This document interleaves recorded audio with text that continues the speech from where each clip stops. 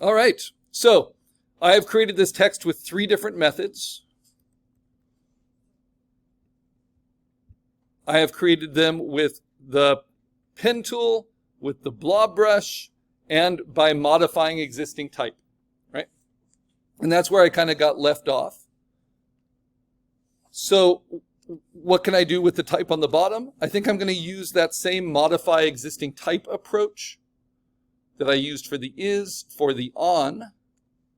And I like to lock my, I've had this problem, shoot. It's with the new version of Illustrator.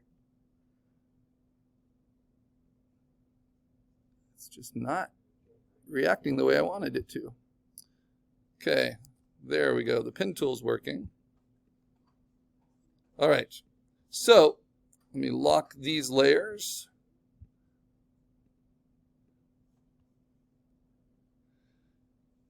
And what we're going to do is scroll into here, and I'm going to create a new layer. It's going to be in blue. And I'm going to use the type tool, and just like I did for the is, I make a text block. It fills it with Latin text. I go to properties, and I can control it. And it will remember the last ones I used. And so posterable, I think, is the one I wanted. And then I have to find the size for it. And I'm going to try maybe 444. So that's just a little big. So I can just shrink that down until I can get 2 letters within that text box. Come on. There we go. And now I'm going to make those a capital O and an N. I use capitals because I like the kind of automatic kerning that using capitals gives you.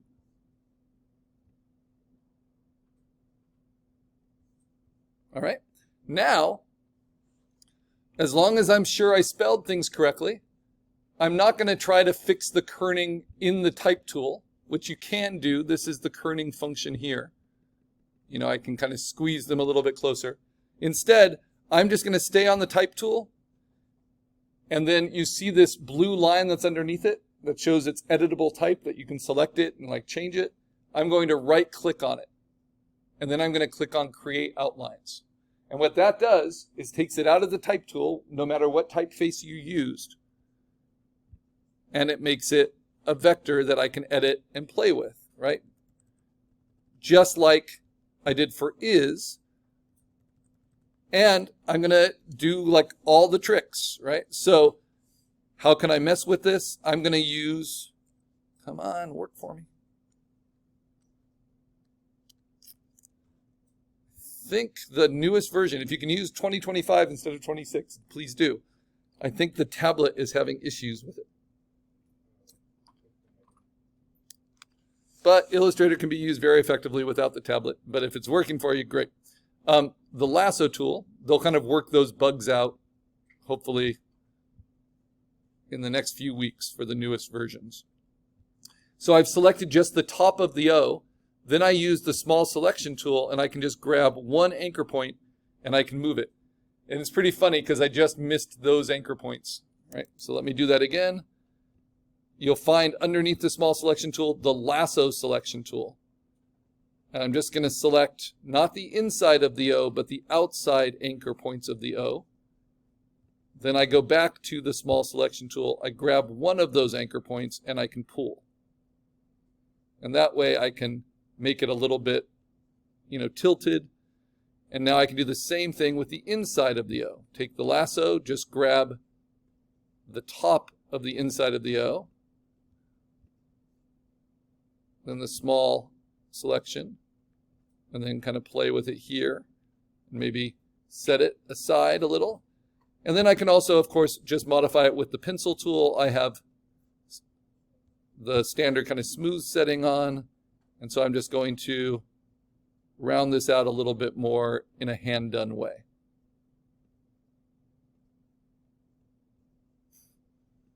It's a little harder without the tablet, just using a trackpad or a mouse, but it's doable.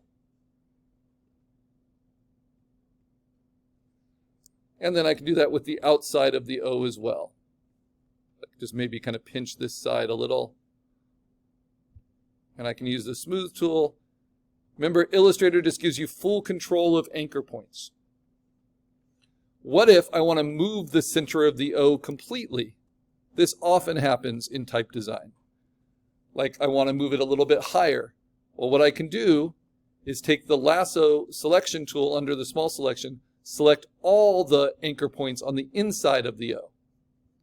Then use the small selection and move them all. Does that make sense? That's not a new shape, that's the cutout. So it's pretty helpful to kind of figure out where I want it to be. Okay, now let's do that with the N. Let's just be bold about it. I'm going to grab all of the anchor points on the top half of the N. Careful not to overlap with others. This is why I have it in a different layer and I have the other layers locked. And now I use the small selection and I grab one of those anchor points. Shoot. I just clicked off a little bit and missed it. So let me do it again. Lasso all of the top of the N, all the way through to the serif at the bottom. Select all of those, then go to the small selection tool, grab one of those anchor points, and then you see how I can mess with it.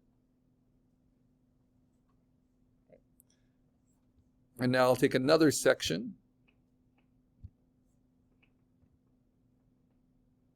Actually, let's just do this corner and then mess with that. This is a great way to modify typefaces, even when they're really clean typefaces, especially if you want to make them look a little bit more hand set. Right. And then I'm going to do it with the back of the N. And you can spend a long time working with type. So we're just trying to understand some of the basics of it. Okay, now I'm going to modify it just with the large selection tool, just by tilting it a little bit and stretching it a little bit, just like transforming. And I don't want these to be so narrow, so I'm going to use the pencil tool,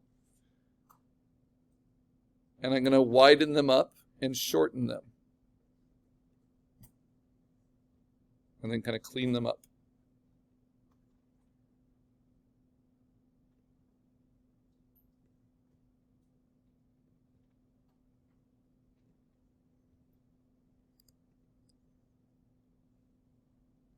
Remember, you start on the path and you end on the path. And it will redraw it for you.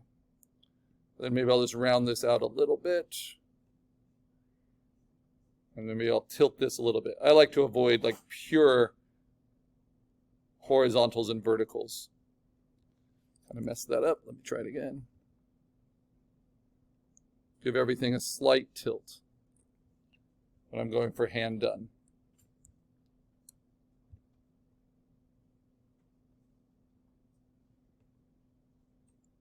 You know, it's supposed to look a little bit more casual for the purposes of my poster. All right, so there's my on. And we're not going for perfection, we're just trying to get it to exist first. But that's modifying an existing typeface, just like I did for the is. And at any time, I have full control of all these anchor points. I just need to know what layer they're on. So I lock and unlock, hold down Command, and then if I want to thicken that middle part, I can. Right. Now for the fire, I want to make this kind of big and celebratory, and I think I want to use the method that I used for the horse, which is, oh no, my tablet's not going to work. I can't use the blob brushes effectively. That would be so sad. Why do you have to auto-update? And the reason these glitches can happen is because, of course, Photoshop is an Adobe product. The tablets are a Wacom tablet-like product, and they don't already test their compatibility before they roll out new new additions. Yeah, so it will be adapted eventually, but that's why it might be causing problems. So what I'm going to do instead is I'm just going to use the pencil tool. Since I can't use the tablet with the blob brush, I'm just going to use the pencil tool to make an outline, right? And then I'm going to use it as a stroke because I wanted that blob brush. I want the outlined text. And then the stroke I'm going to make really thick. And that's kind of fun. Yeah. And I'm going to set the stroke settings to be curved.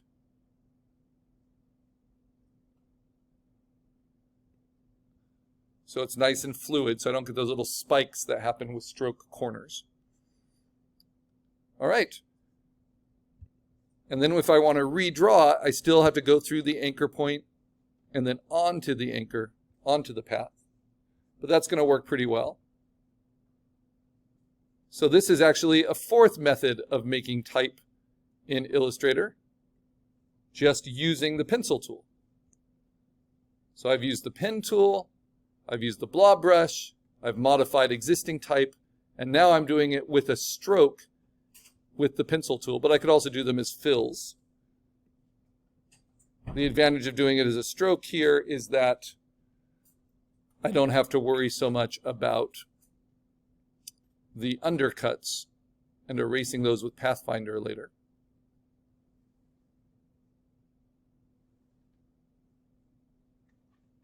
And again, you just have to get it to exist first, and then you can correct it. All right, so this horse is on fire. You see how it's pretty similar to the blob brush text. The problem is it's all the exact same width from that stroke. So what do I do now to make it like I did it with the blob brush? I select all of these. I'm going to use the small selection tool. All of these strokes, and I'm going to go to Object, Path, and I create outlines from the strokes by saying Outline Stroke. And now it's like I did it with the blob brush, and that gives me control of the inside and outside of each of these. And I can do what I was doing with the modified typeface. I can use the lasso and select just the back half of this F, then use the small selection tool and move it. And I'm going to get some weird breaks, but then that's what the pencil tool is for,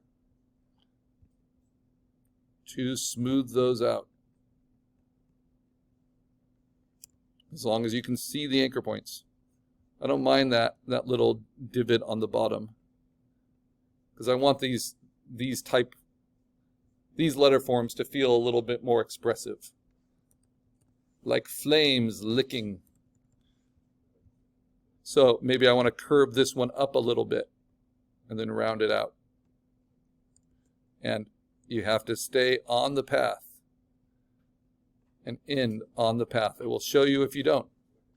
And then I got to play with the inside, and I might make it a little bit narrower at the top.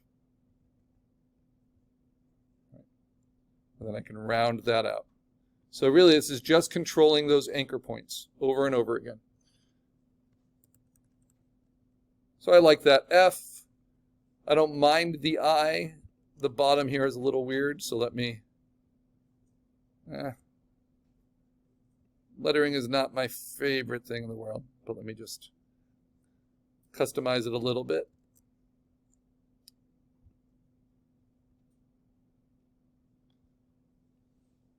And remember, I can treat the inside and the outside edge individually.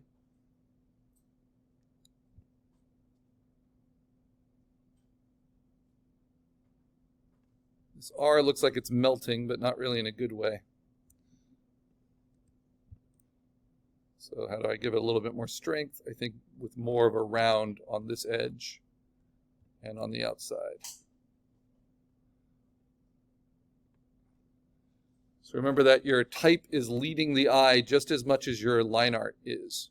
And in my case, this text is a lot thicker than my Spot Illustrations line art. So